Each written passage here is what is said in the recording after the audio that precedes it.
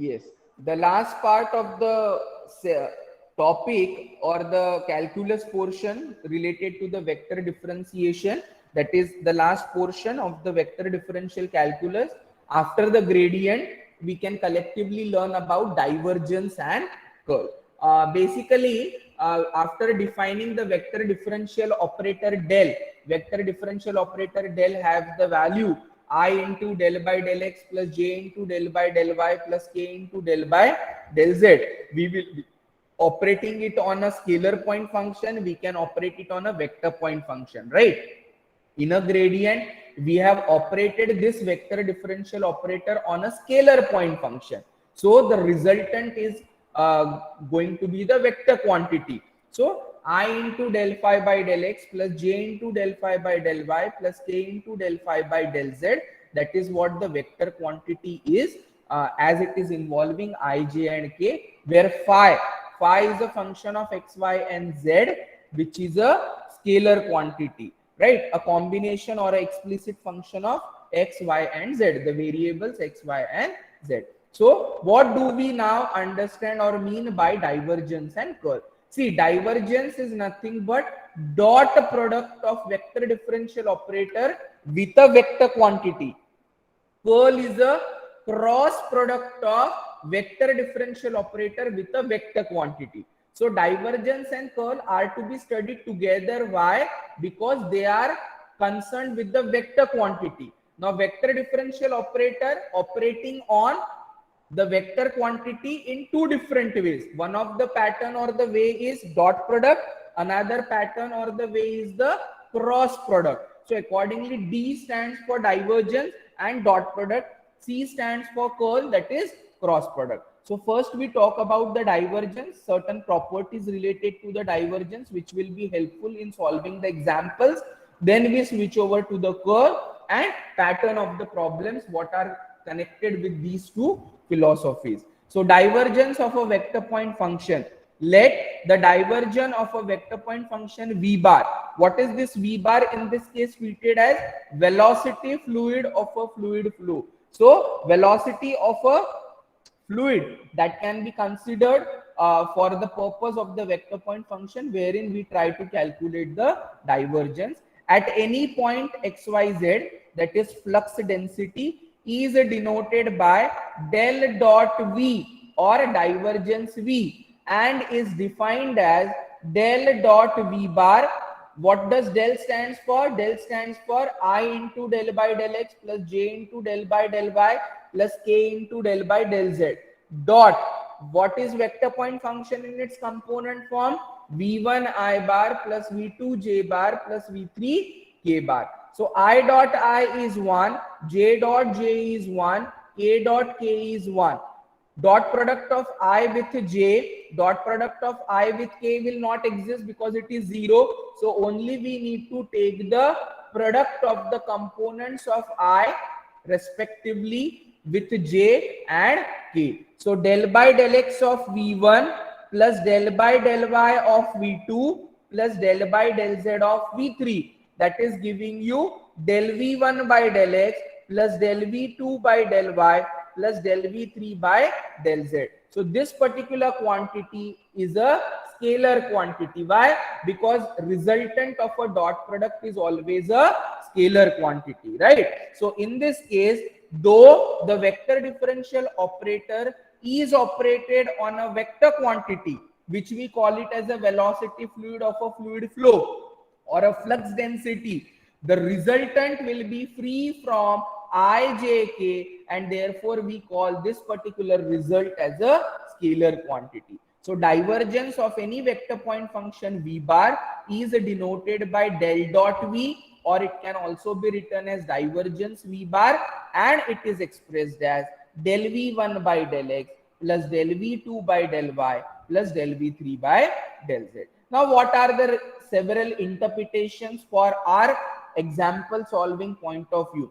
Divergence v bar, the geometrical interpretation or physical significance is divergence v bar gives the rate of outflow per unit volume at a point of a fluid of a small parallelopipe. So divergence V bar, whatever quantity we are obtaining, that is nothing but the rate of outflow per unit volume at a point of a fluid. A vector whose divergence is zero is called solenoidal vector. So vector whose divergence is zero will be termed as solenoidal vector. That means del dot V bar is equal to zero implies V bar is solenoidal. Since for a compressible fluid, there will be no loss or no gain in the volume, and therefore we have divergence V bar is equal to zero because volume remains the constant. So for a compressible fluid, we can have divergence V bar is equal to 0. So in general, when you are asked to show that any vector is solenoidal, then we will be trying to obtain the divergence and getting down the answer as 0. Or in a word problem or an application wherein we are talking about the fluid flow, we can say that it is a compressible fluid because divergence V bar is equal to 0. Since there is no loss or gain in the volume, that means volume remains the constant. Del dot V bar is equal to 0 is also known as equation of continuity or conservation of mass. So this particular equation represents equation of continuity or conservation of mass. If A bar is a constant vector, then divergence A bar will again be 0. This capital A bar is the vector which is treated as a constant vector.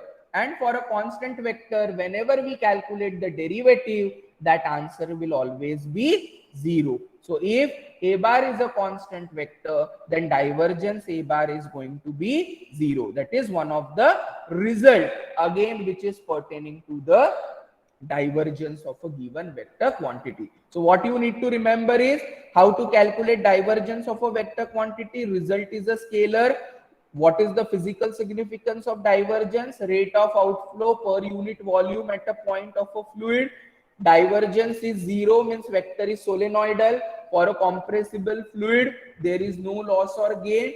That is conservation of mass, or it is also termed as equation of continuity. So this is all regard to the divergence of a vector. Now we discuss about curl of a vector point function. As I said, curl stands for cross product. That is cross product of a vector differential operator with a vector point function. If you remember, in a vector product or the cross product, we usually calculate it with the form of determinant.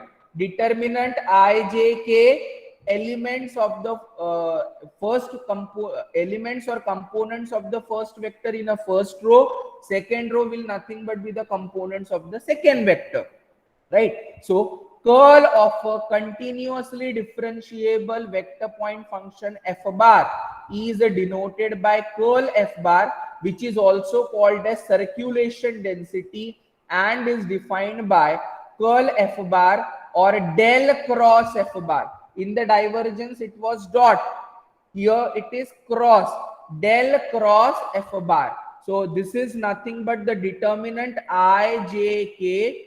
Component of the vector differential operator is del by del x, del by del y, del by del z. For a vector point function f bar, it is f1i plus f2j plus f3k. So therefore it is expressed as component f1, f2 and f3. So curl of a vector point function wherein it is a continuously differentiable vector point function f bar denoted by curl f bar or the circulation density. So it is always curl of a vector point function is associated with the circulation or the angular properties of the vector point function. So del cross f is determinant ijk, del by del x, del by del y, del by del z, and accordingly we will be having f1, f2 and f3. Note, curl is a vector of greatest circulation in the flow. So what is curl defined, or what is the interpretation for the curl? Curl is a vector of the greatest circulation in the flow. If curl f bar is 0, then field is irrotational or conservative. Unlike in divergence, Del dot V bar is 0 means solenoidal. Del cross F bar is 0 means field is irrotational or conservative. This is a peculiar characteristic for curl of a given vector field or the vector point function. When we say that the motion is irrotational, curl V bar is irrotational, then V bar can be expressed as grad phi, which is del phi, where phi is a scalar potential.